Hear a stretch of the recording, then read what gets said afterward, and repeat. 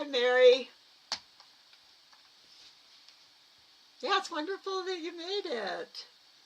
You're the first one here.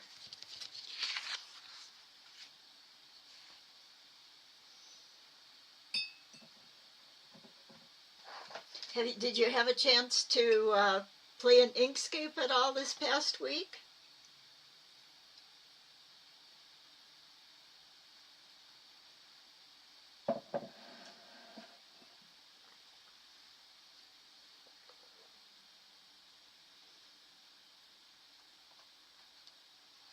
Hi, Janella. Welcome to both of you.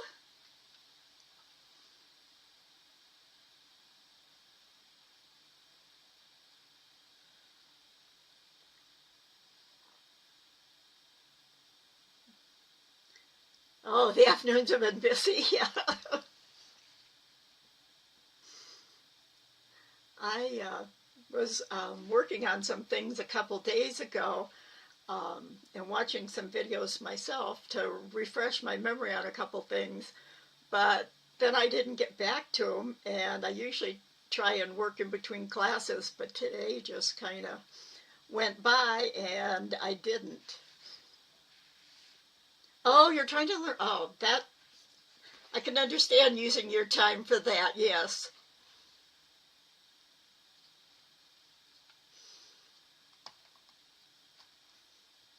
Well, that's fine. It's anything tatting related is wonderful to be working on. So, or anything else creative. I like to. Hi, Dwayne. Welcome. Boy, everybody's getting here right on time tonight.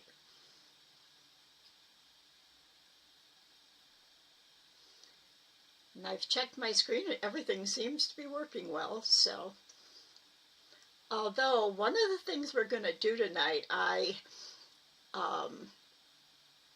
kind of decided on in the last minute, and so you're going to see how I work sometimes when my memory has gotten bad, and it's like, now how am I supposed to do this? And I'll be showing you how to work with the Outset tool tonight, because we're going to make ourselves a template of our rings.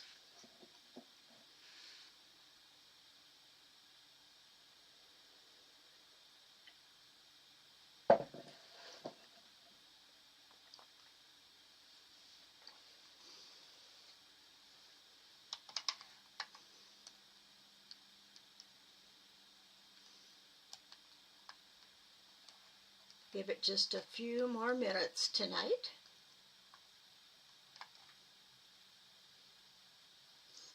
Oh, excuse me a minute. I have a very itchy nose. If you can get it to stop itching.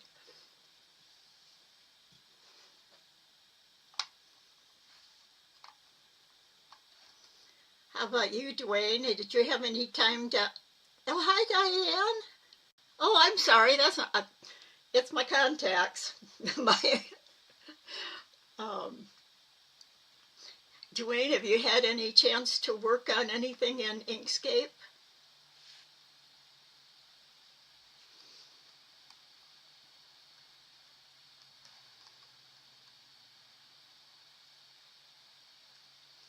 Excuse me, I'm going to get out of the picture for a minute. I'm just going to dip right down here. Hopefully I got that itch taken care of.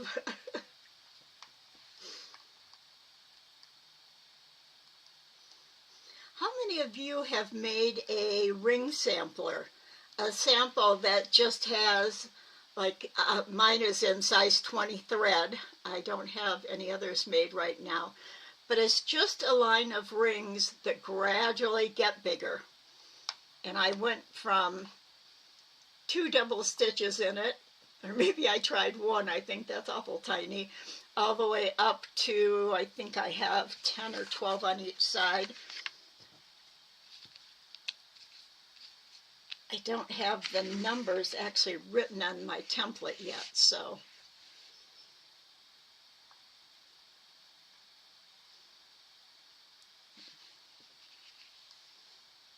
Not an Inkscape. A bit of design. Oh, wonderful. And tatting?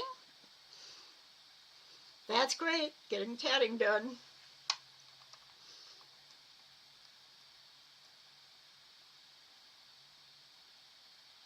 I just call it a ring samples. I don't know what else to call it either. On your short list, yes. Okay, well, I'm going to show you mine. I'll show you first the index card it's on. This is mine.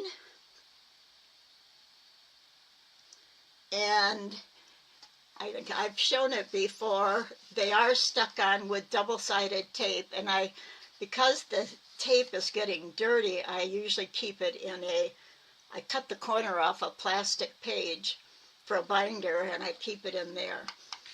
And so what I've done is scanned it in. And so let's go to Inkscape.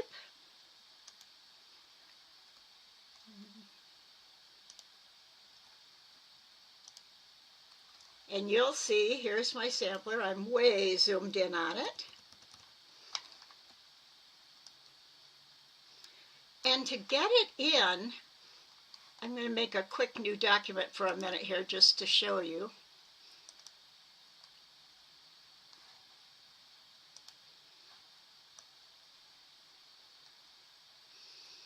You can either go to File, Open, just like opening any other document. There's also an Open Recent that you can see all the things I've done. So I could just click on my size 20 ring samples. The other thing that you can do to import a design is, oh, there went my screen again. It's like, give me back my screen. I'm going to move this over because I want to get to my folder over here.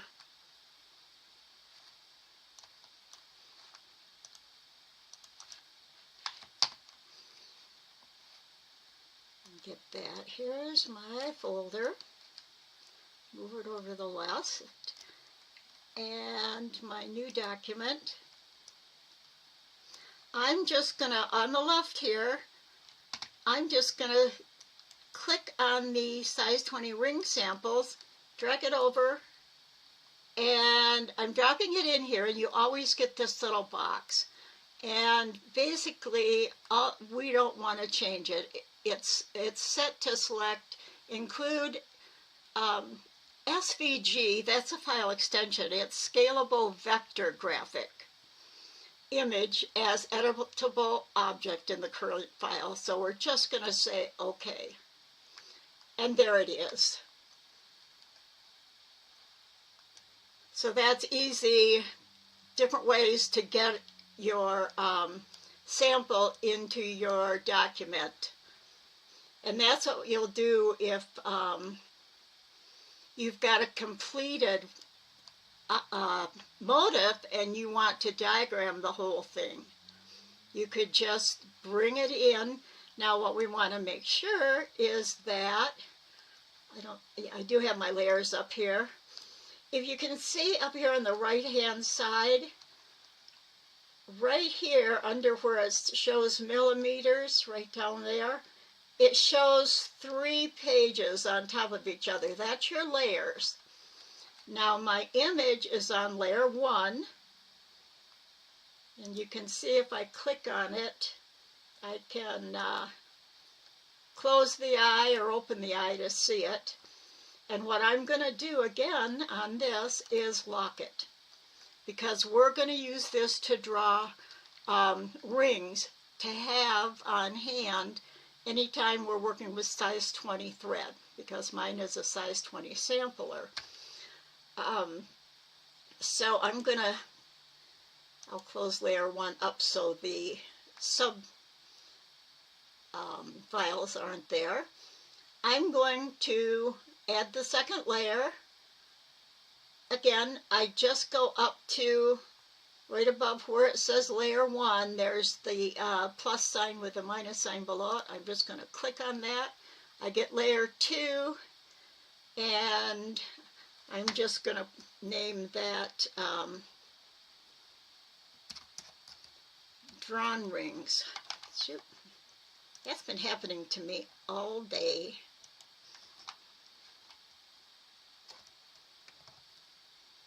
I'm not spelling it right.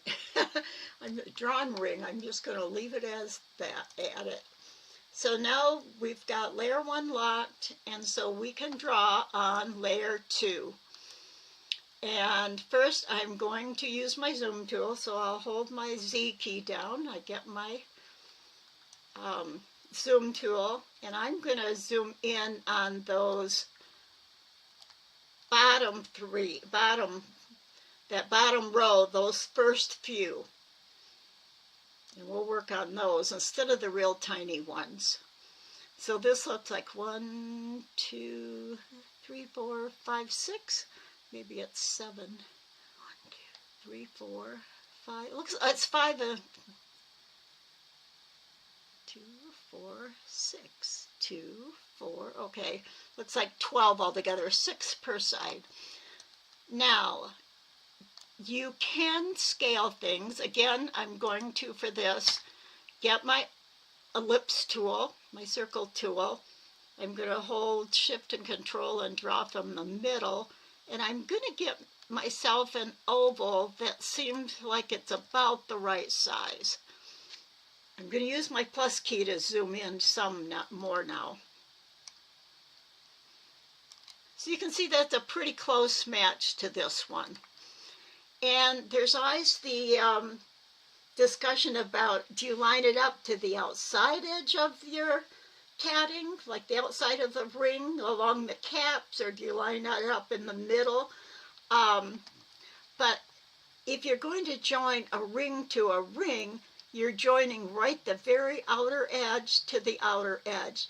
So it's best to have your diagrams where the outer edge of your caps is. And I usually put it right on the edge, so it kind of covers the edge.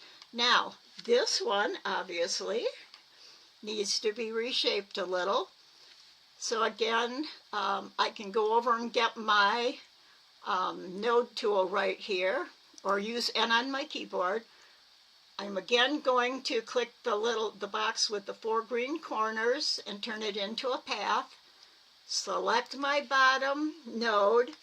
I'm going to go up here, and I want to double click on it. If I click once on it, it changes a little, but it's left the handles. The second time, the second click is what makes it really go down. Now again, I can get it resized because it's not quite right. So I'm going to use my selection tool, S on the keyboard, and I'm going to, whoops, make this wider. I didn't mean to make it, oops, I hit a key with my pinky. A little wider. Okay, that looks pretty good. Now, remember, it's got that funny kink on it when you make your teardrop this way. So I'm going to use N and get my node key again. And I'm going to click on the left node, hold my Shift key down, click on the right one. Now I've selected both of them, and on my keyboard I'm going to hit my up arrow. Whoa! I hit my up arrow many times, and you can see what can happen. So I'm going to just go Control D, and the other way I could select the nodes is to get draw a box completely around them. One little click on the keyboard. That's looking pretty good now. It looks like the shape we want for our ring. So you can see it's just hitting the outside edge. It's a little up here, but remember your tatting itself, sometimes it's not always exactly even. My tension up there might have been a little looser. Now what we're going to use, there is a scale tool, and you can go to the object menu, go all the way down to the almost to the bottom where it says transform. The transform tool and the box, it can work manually, but we have a box here that will give you horizontal and vertical scaling. Now it's set in millimeters, and we're going to do one more thing before we use it, and I'll show you why I picked millimeters. The other method I'm going to show you is called Outset. It expands the outline to the outside of the original. Inset would make it smaller. So we're going to use Outset and make it just a teeny bit bigger. And I know this, my second ring is just about the same size as the first one because of my tension. So in order to use Offset, it will do it by percentage or millimeters. There's two ways to get to our preferences. We looked at it last week.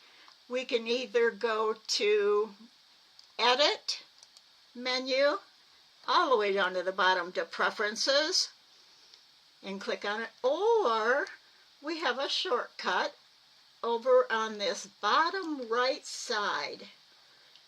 There is a little arrow that faces to the right. If you click on that, you get choices like zoom page, duplicate, fill and stroke. Here's your layers menu. I'm going to go to the bottom one. Right above that is document properties. We went over that last week. I'm going to go to preferences.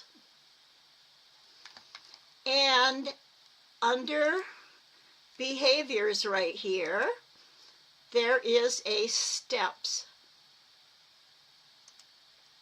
which gives you can enlarge or make things smaller either by pixels, millimeters, percents, points, whatever you want. It starts with pixels, so I'm going to keep it pixels. And this also, your arrow keys, you know when you use your up and down or side to side arrow keys, this adjusts how much of a space it moves over each time. And that really is personal preference, so I'm going to leave it set the way it is. But now on Inset and Outset, yours probably says 2.0000. And I'm actually going to put that back in and show you when it's set like that. At 2.0 pixels, what it does. Now, all you do is set it and close the box, and it's set. You don't have to save or apply it or anything. With my ring selected, let's start here with the horizontal and vertical. And this afternoon, it was not working right for me. It's set on millimeters, and I'm going to show you what I'm going to put a 2 in this one and a 2 in the width. Change them each by 2 millimeters. And right down here in the middle of the box is the apply. Now it moved it out of place, but I think you can, I can't really quite tell if it's changed or not. And that's one of the reasons I'm not using this scale box today. I'm going to have to play with mine a little more. You can always hold your shift and control and scale it up. But to me, that doesn't give. If you go from the first one to the second one and then to the third one, I'd rather have it going up at a set increment, because I did find out when I did this myself that it can work like that really well. So I'm going to put it back. It's still selected. Now I'm going to go to path. We're going to use our path, and we're going to go all the way down to Inset and Outset. These two right here. we're going to do Outset. We want to make this ring a little bit larger. And if you look over to the right here, the shortcut key is Control, and the right side, what are those called? All of a sudden I've lost the word. It's a bracket, but it's not a square bracket. You use it all the time. Anyway, and Inset is the left-hand one. So the left, parentheses, that's it. When you put something in parentheses, you've got a left and a right. The left one is for insetting, making something smaller. The outset is for making something bigger. So I'm just going to click on it, and look how much bigger it made it. And remember, it was set on 2.0 in our preferences. So I'm going to Control Z and go back. I'm going to go back down to the arrow and get our preferences. Now, I know from experimenting, the first thing I did is I went from the 2.0 down to, I don't know, 1.5, and then I went down to 1. One of the things I learned when I was in school for multimedia technology was to, when you're using something like this, and you need it to go either bigger or smaller or whatever it is, lighter or darker, make a big change so you can actually see what it's doing. And then you can adjust it from there. From my adjusting and everything, I realized that I actually want to go down to a 0 point, I think it was 0.3. It was a big change. And now that I got 0.03. I want 0.3. And if you don't have the right numbers, a 0 in it, as long as you have the decimal point and the number in place, it'll add the other 0 on for it. Well, I think it's already added it on. I didn't have to put it in. Okay, now let's click on this, and this time I'm going to hold my Control key and hit my right parenthesis. It's on your 0 key. See how it just got a little bit bigger? And it is out, it's if I zoom in close, you can see that it is a little bigger than it was. And what I forgot to do is make a duplicate, because I need to keep my original. So I think this is, okay, if I want to get back to my original the best way, I don't remember if I showed you the history menu. I know some of you have seen it before. If we go to Edit, the third one down says Undo History. And that's a nice little panel. I opened it. As you can see on this, the very first one says Unchanged. And then it says Import, because I imported an image. This is every single thing I have done. I added a layer. I created the ellipse, made it into a path. And all the way down here, the very bottom one says Outset Path. And if I just double click on Move, I know this is the regular path. This one isn't outset at all. And if now I go and work, that outset path is going to disappear. So that is a really, really useful, but remember, you don't want to accidentally double click any of these, because you can end up losing everything below it. So here again, I'm going to, you know what, I need to get my studio back up so I can see if anybody's saying anything in the chat. In the panel, I think you're in Move, not Scale. Oh, was that what I was in, Move? Sorry about that. That would make sense as to why it's not scaling. But once you get this set, I think you'll find out how nice it is just to scale it up with using Outset. So now I'm going to, with my selection tool, select it. I'm going to hold Control and hit the right parenthesis. Again, I didn't. Okay, before I do it, I'm going to Control D and duplicate it. Uh-oh, did my whole program close down?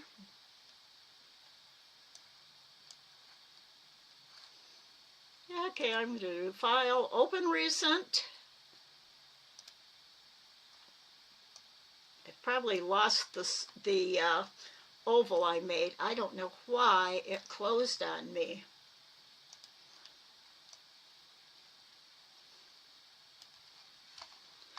So I am going to go back, zoom in, get my little oval made again. Let's see how quickly I can get this done.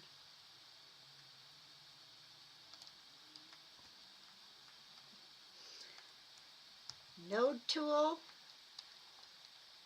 make it a path up here, get the bottom one into a point.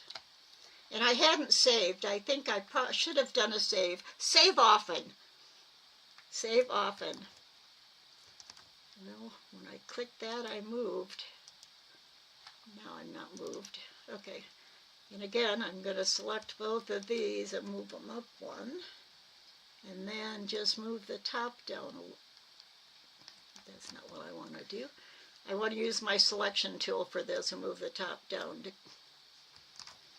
I tell you, my fingers aren't working well on this keyboard tonight. Not at all.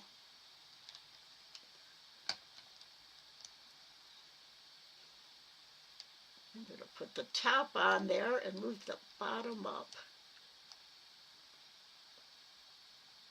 Okay, I have it and it's selected. I'm going to Control D to duplicate it. I'm going to drag the new one over here. You can see it's almost the same size. It's barely any bigger. It gets better as we go up. In fact, I don't know. I am going to use the inset on it. So I'm going to hold Control. I'm going to do Control right bracket on it. And that is too big. So my 0.3 is really not working very well here. So I'm going to just manually, oops, I better hold my Control and Shift. I'm going to make it the same. For tonight, I'm just going to make it the same. Just going to duplicate it and move it over and use it. Maybe my left one needs to be a tad bit smaller. Now I'm going to duplicate it.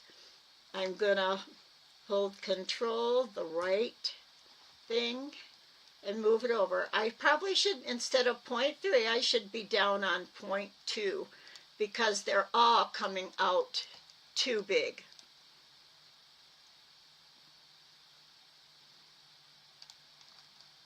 And this one might even be too big for that one. My gauge is probably off and I've got the wrong thing. So let's make this one smaller.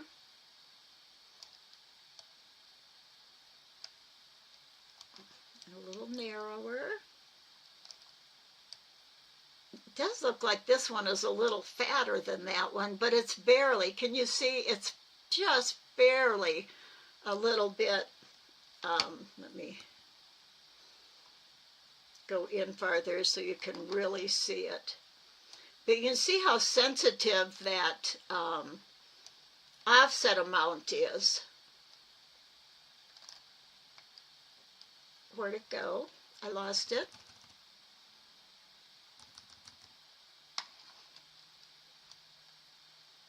It's not there. Okay, duplicate it.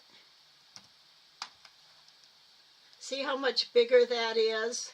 You can see the offset needs to be smaller. So let's try. They should be getting, it almost fits the outside of it, but not quite. So this is kind of a little delicate operation. Let's see now.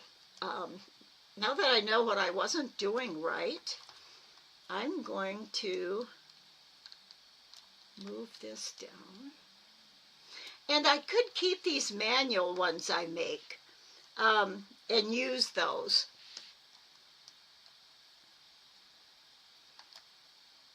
Okay, let me go to, is this my scale? No, that's my path effects. I don't know.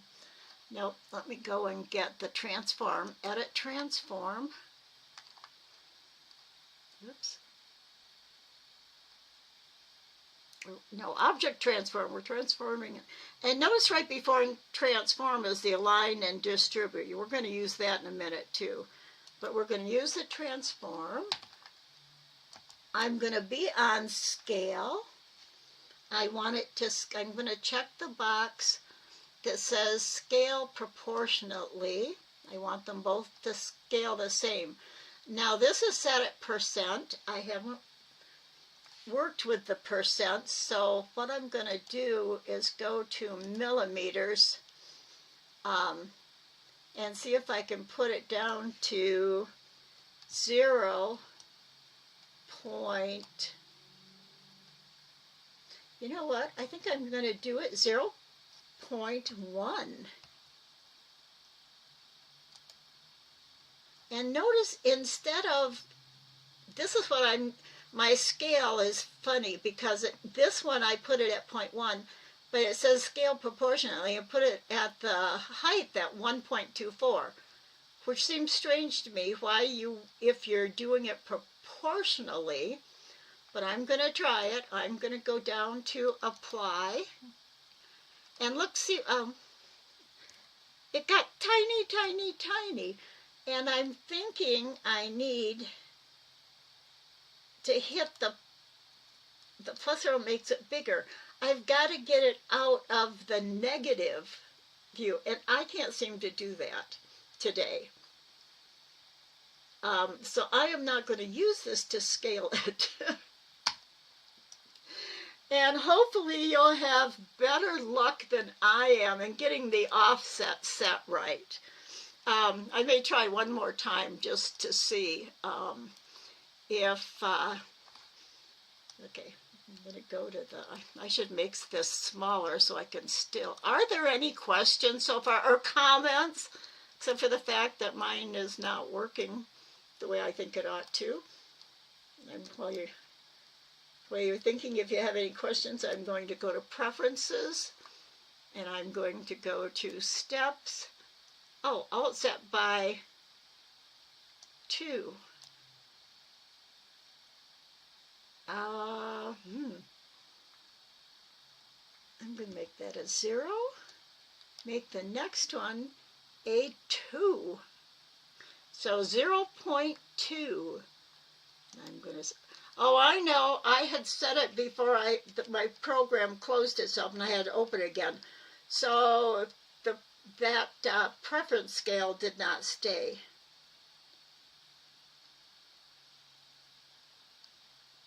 Oh, thank you, Katia. I don't use millimeters. I'm an inch person.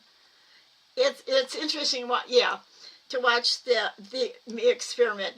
Yes, and that's the thing you need to do, especially when you're learning. Try different things, see what works, experiment. Okay, I'm going to select it. So now, since I did use a decimal, it might not change much. I'm going to control right bracket.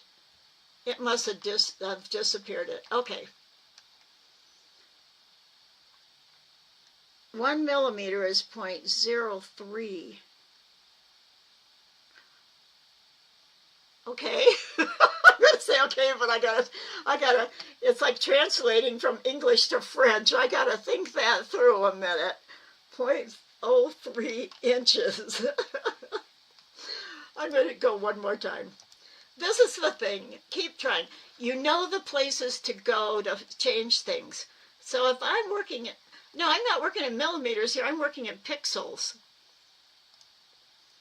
Let me do 1 pixel. Oh, that's right. When I'm in the scale box, I'm working with millimeters. That's why, because I was transferring pixels from here over to there, and I didn't change it to pixels. Because I think 1, is my decimal point still there? So when I'm working on pixels, I have the decimal point. I'm going to make it 1.2, and I'm going to ignore my scaling for the moment. And I'm going to go back to when I have this,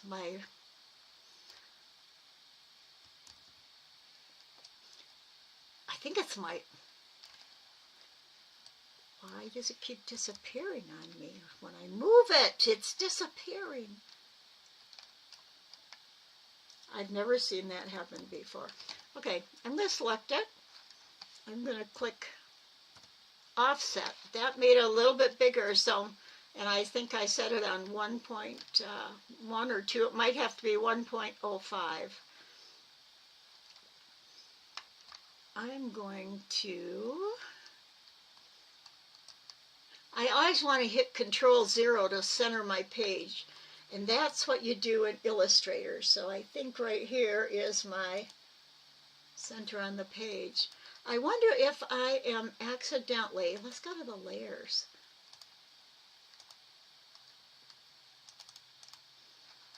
If I'm accidentally, no, I just, I don't know if I changed the history or some, oh no, I do still have the, yeah, some nights are like this. Oh, there, I've got 1 there anyway. So that was still a little bit too much. Now let's try, I'm going to try the scaling again. Let's see. Object, transform. And I think it's Control-T that gets your transform menu. Now we're in millimeters. So for those of you who make in millimeters, let me just put, it's on 0.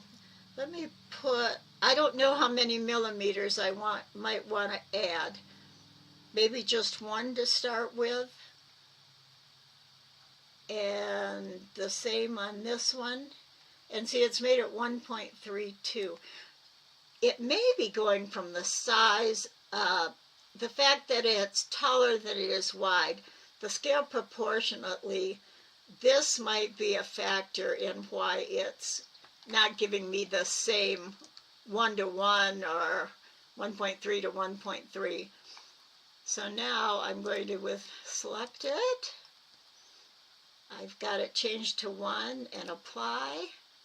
Oh, it's still got way small, so I need a lot more millimeters than I had, because I don't understand. It does have its fussies, yes. Fussy days, exactly. So now I see, you would just want to experiment with that. And the thing is, when we get done with this, and we've got all these, all of our things across the top, so we have rings all across, what you'd want to do is use this for a template. So I would want to, is it Control-L that brings my layers up? Oh, there's my layers. I did close something. So I've got my first 2. Once you had them all the way across, then you've got a guide. You would want to also go in and make yourself, I didn't connect mine with a chain here, but I do have another sample I started that does have a chain, and I do have the chain at the beginning of this. up here. So I can do the same with my chain. I think from like here to here looks like it's got a good even curve. So I could go with my pen tool and go from, let's see, here across to here and there, and then I want to use the nodes and add a, with the plus in the upper left, it's selected, so I want to, oops, no, they're not selected. The ends aren't selected. The whole thing was selected, but not the nodes. Add my node in the center. My whole program, maybe I've got too many things open and it doesn't have enough RAM or something to be working right. That really does happen. If I got the node in the center, I just double click to make one. I know it's not exactly centered. And I'll put it on the outside. Oops, I need a smooth handle. The symmetrical handle. Oops, I didn't put that point on. I got an extra node. I'm going to delete that one. I guess the easiest is just to hit my, select it and hit my delete key. Put that up there.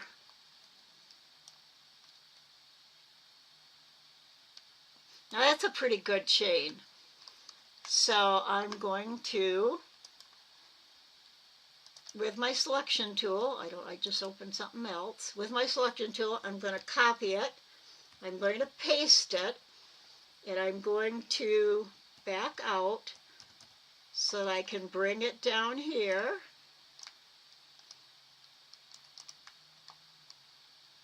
So, forgot to get out of my node tool and use my selection tool. Now, why they're hooked together, I don't know. I'm going to try, I think it's Control-Shift-G. See, it hooked them together. It's another thing it's been doing lately. And I think it's because I didn't deselect the first curve. And I'll show you what I mean. I made the second one, I did Control D. And because I was in the same box, it didn't make it a separate one. I should have deselected the first box and clicked off of it and duplicate. But this time I did get a separate one. So I'm just going to go down here.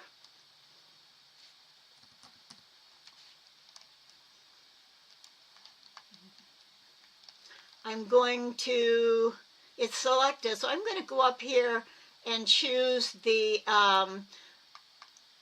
flip the object vertical, up and down. It's these two. There's a light gray triangle on the top and a dark triangle on the bottom.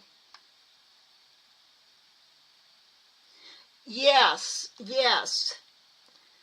Capture it in its natural chain. Now, this is one I tap tightly, so my chains usually curve quite a bit. So it might go according, and even the rings, to your tension. But as long as everything stays in proportion, it works. And yes, your chains, you want them to be measuring the same as, the double stitches are going to be the same width and height as they are in your rings. So you do want to use the same thread and all. So I'm just going to flip it upside down, move it down. I'm not going to try and get the rings in place at the moment. I'm going to connect one of the base of one of them. And then I'm going to rotate it. So with my S, my selector tool, select it. I want to rotate it, but instead of rotating around the middle, here's my rotation, cross, I'm going to move that right over to the base of the ring where it's connecting to the chain. Now I'm going to rotate around that point.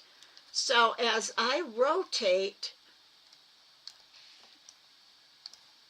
hello, rotate. There I go. Oh, you know what? You see how it's kind of trying to snap into different places? This is when you do not want snap on. Last time I used the program, last week, I didn't take the snapping off. So it's trying to snap to grids and things in the background. So I'm going up to this upper right corner and see this little sideways magnet with the S in it for snapping. I'm going to click on that. Oh, you know what? I'm thinking about this one, that I select something. Enable snapping. I don't know why it's the arrow instead of right on the magnet icon, but it's on the little triangle face. Is that called a delta? I've heard somebody call that a delta. And up here I've got enable snapping. I'm going to uncheck that. And I'm going to move this. No, I can't move it over. Okay, now when I try and move this, it's moving smoothly. It's not trying to snap to its own idea of where I want it to be. And so right there, there's my chain that matches. Now, it might be bigger if you're making the chain with more stitches in it. It might be straighter if you're doing a looser chain to make it more straight. Tension plays a lot in this, and your design. You might want this chain to be longer and really dip down. Maybe you're connecting it to a point, whoops, I didn't realize I'd do that, a point way down below. So then you'd want to, the idea, okay. I haven't missed any questions. Now, to get it the right size, of course, I need to use my N key or click on my node tool on the left, the second tool down. And I'm going to go right to the base of where the, I still have it selected with the node tool. And so I'm going to click right on top of it, right where it crosses the point of the teardrop. I'm going to double click. So I've added a node there now. That means I can go up to this top node and select it, hit my delete key and delete it, and there's my chain.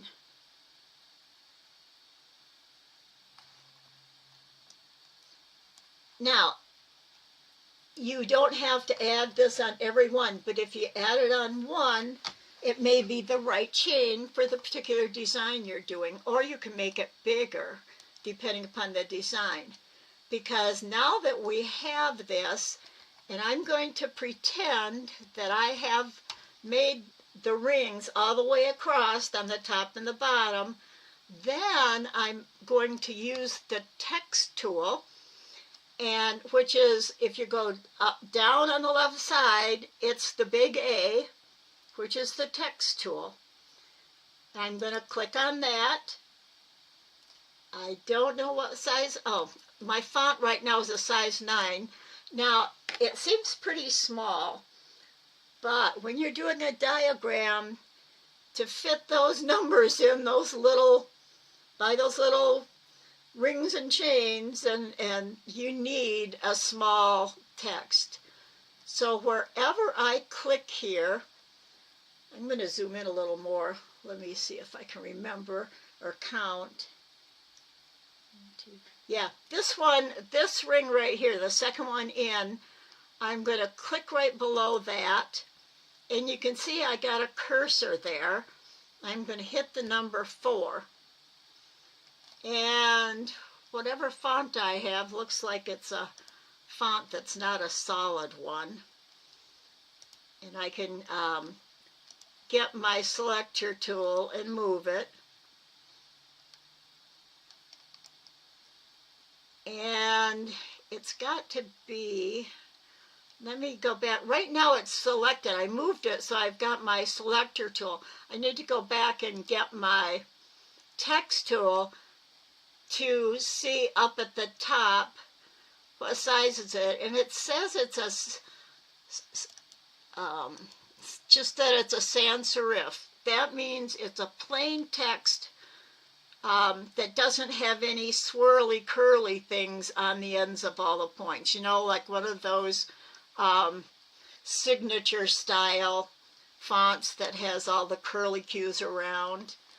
I do have, if I go up to my text menu, and it's Shift Control T to get that, I'm just going to select it.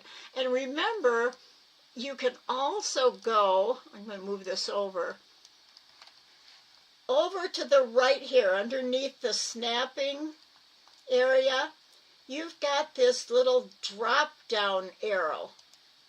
And you can click on that anytime, and I can go down here and find the text and font panel. So here is all the ones that I can choose from. I'm just going to choose Calibri because I happen to like Calibri. I've got to, let me zoom way in here on this 4. To change the text, I've got my text tool again. See, my cursor's at the end of the 4. That means I can put in another number next to it. I'm just going to backspace because I don't want that. In order to change the font style or the size or anything, I actually have to select the number with my cursor tool, just like you do in Word. Now I can go over here, and if I select Calibri, it's not going, it's putting it in a font collection, I think. So I've got to go over here. Oh, here's the, duh, I know my mind today.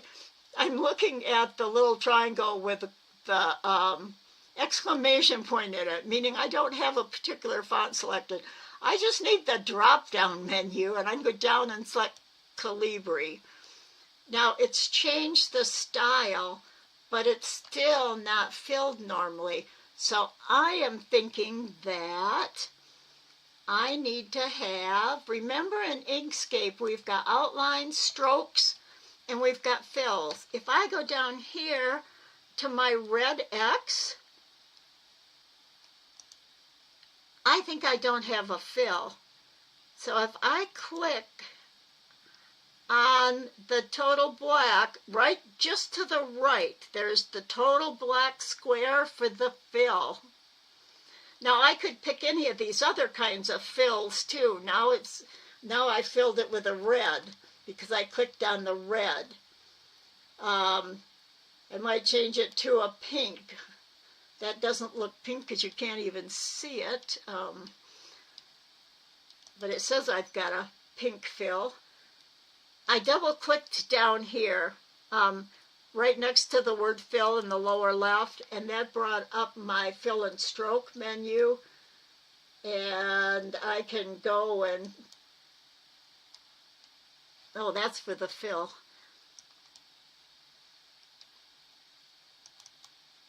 There, I've just filled it with purple, if you can see that. The stroke, in order to get any of these colors as the stroke, I would have to hold my Shift key down and pick a color. I'll pick red. Now I've got a red stroke on the outside and a purple fill. So just, if you're on the fill box, all you have to do is pick a color, and we're going to go back to black for the fill. And then to get the black stroke, and I know I have a stroke under here. Let me make my box smaller. Here, now you can see I have a stroke under here too. And now that I've clicked on the stroke, I think I can go up here and get black. Or I could have held the shift key and select black. That's a gray. I don't know where my black is here, so I'm just going to select my stroke and click.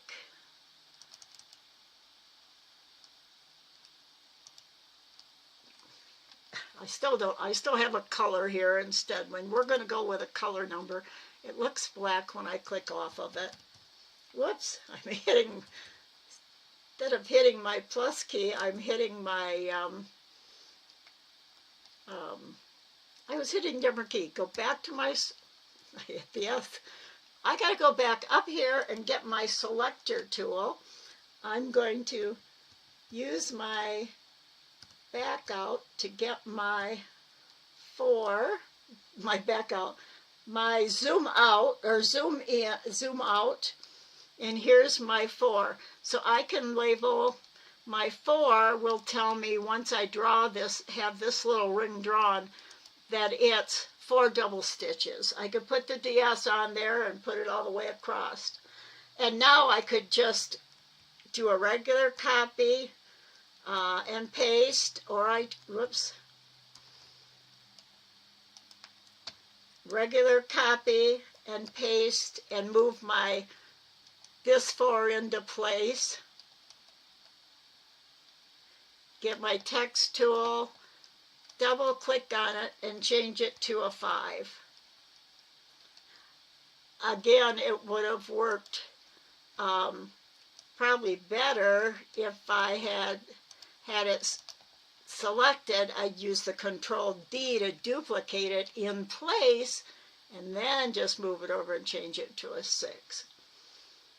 And they're out of place now. Let me change that with my text tool to a 6. And I'm going to show you another. All right, change to a 6. Now we're going to try another panel, and we're going to use Align and Distribute. Questions? Any questions? You can ask them as we go with such a small class too, and I'll kind of keep watch of it here. So once I have this all, I can straighten up the numbers. I could straighten up my I think what I'm going to do for now is with my select tool, just, whoops.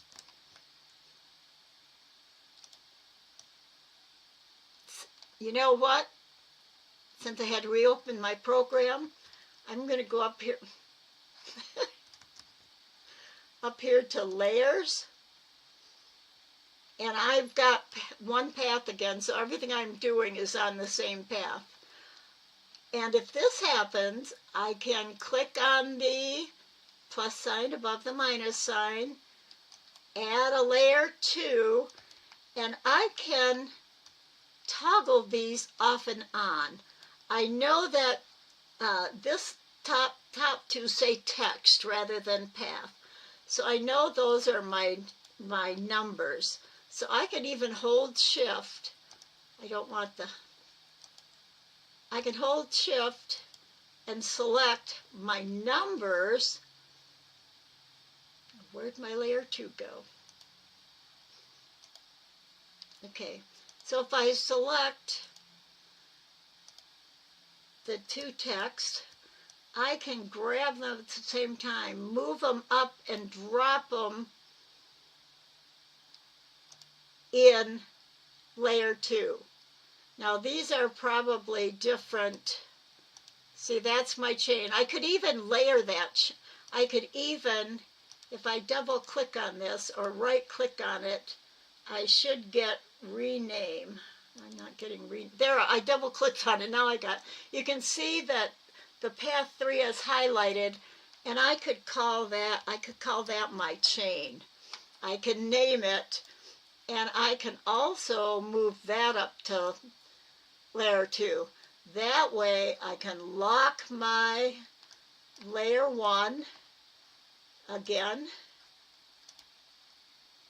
so that no matter what I do, layer one's not going to move. So my imported rings, my tatted rings aren't going to move, but I can still move my text. And so what I'm going to do, oh, I missed one of them. Oh, there's text 4 to 8. Let's move that up to 2 also. So all 3 of them are on the same level. Big picture question. Do you do this with one standard thread size, 20? Or is it helpful to have several of these? Several of them in different sizes. Have a set in size 10 if you use that a lot. If you tend to use 30 or 40, make a set in that. Because you want to have a set in each of the threads that you're going to use so that you can make them to size. That way, when you start making a diagram, you're going to be pulling up this document with all your rings made. Like if I'm starting a new one, I will open this document up.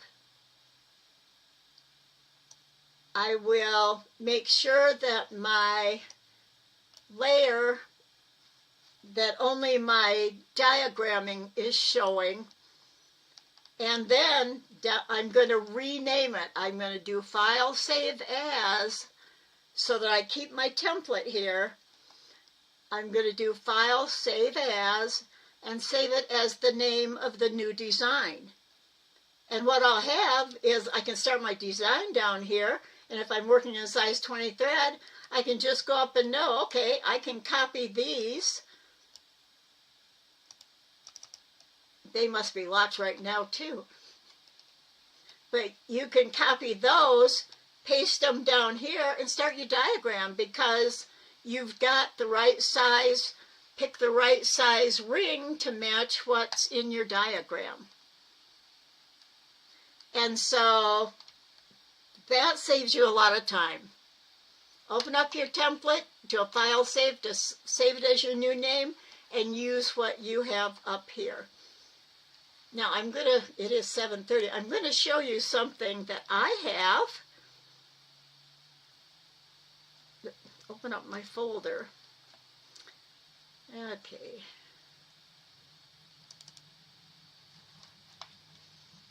Now I think you can see my folder. I'm going to go to, let's see if I can find 2023 Inkscape files, my design diagrams. Okay, I'm going to pick one of these that I did a long time ago. I'm going to pick my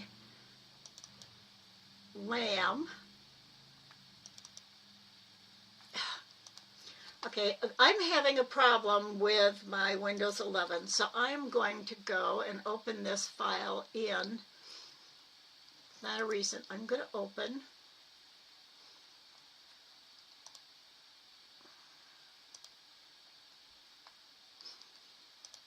Go up here to my diagramming, Inkscape files, my diagrams.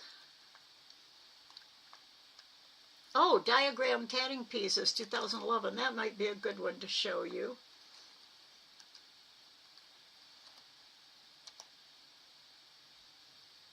It's important because I think it was in Illustrator. Okay, this is what I have.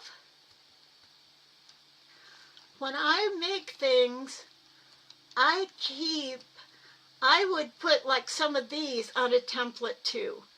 This happens to be my bookmark. Oh, I don't want anybody to see this one. I'm gonna, well, I'll let you see it. And then I'll tell you what it is. I don't know if some of you have seen this before. I'm going to close this up.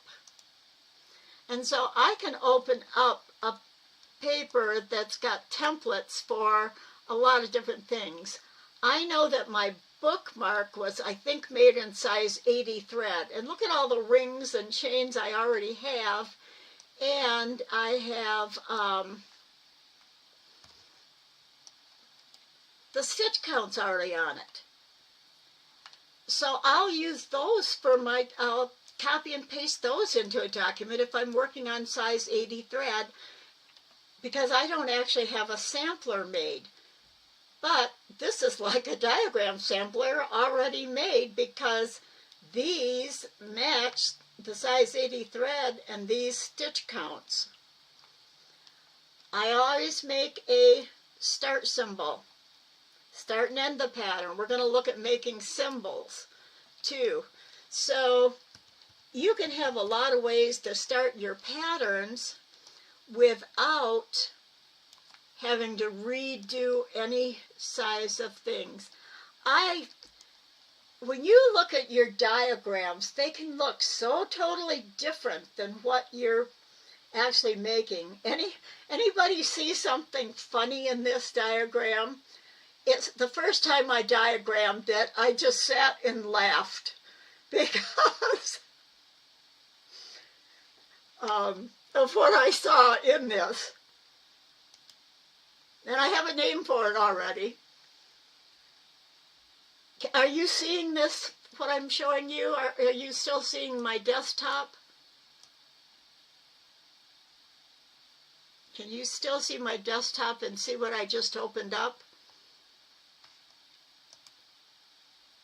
Oh no, what's happening? Have you not been seeing anything I've been doing? Yes, exactly. I've named it Frogs Dancing. And do you know, it's actually a snowflake. These are Josephine rings that look like eyeballs. This is a white snowflake. And I'm also going to do it up in frog colors with red eyes and stuff. So I may try it too with beads in place of the Josephine knots. Otherwise, I'll use green for my chain thread, and I'll do red for the eyes or orange with my, like tree frogs. Yes, I couldn't believe it when I saw that. I just sat and laughed. So I'm glad you're seeing what I've been doing. It's probably a good place to start. I was going to have us start building a, let me see, which one would it be?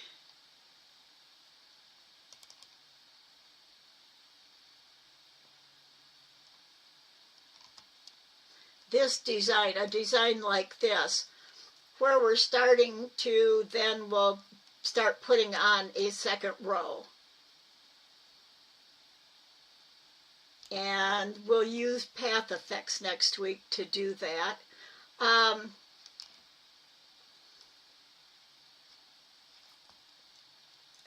It grabbed my pages again.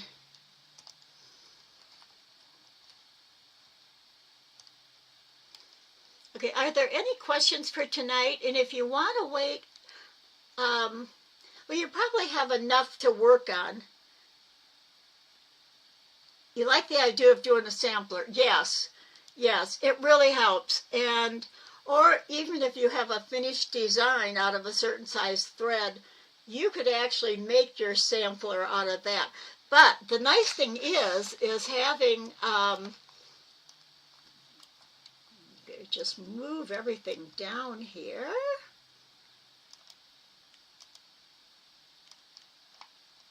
Oops. I can't find my, oh, there's my live stream. I'm trying to find the right one to,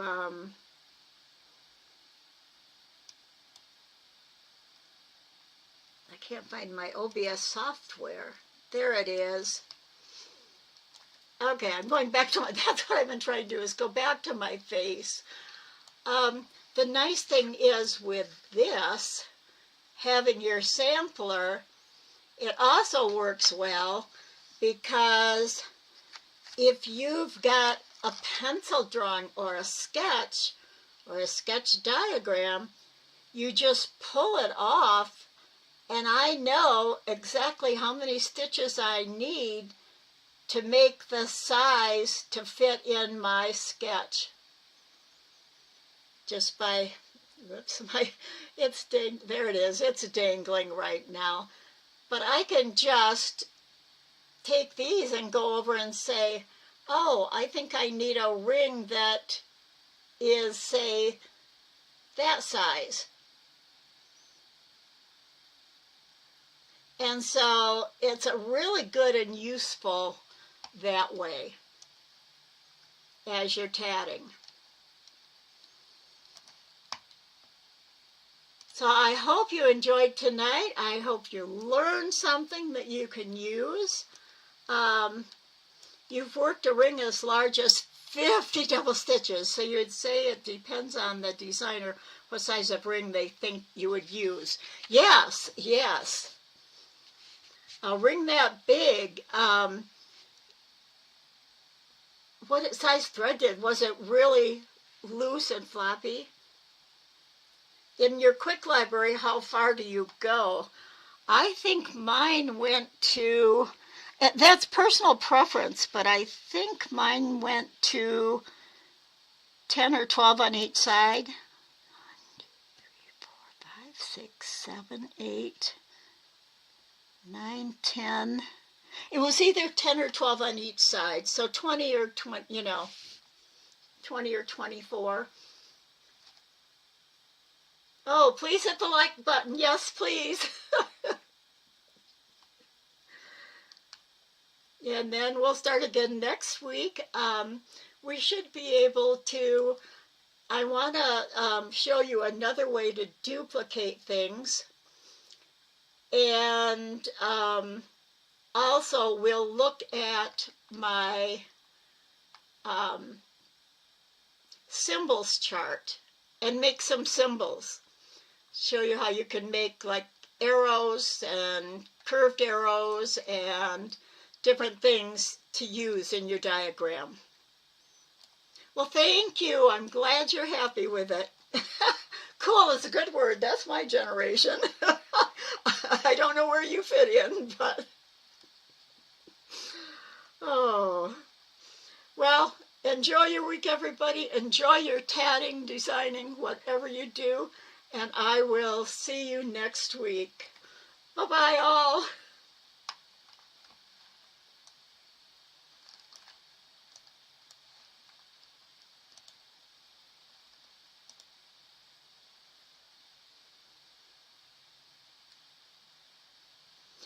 Oh, tension for large rings.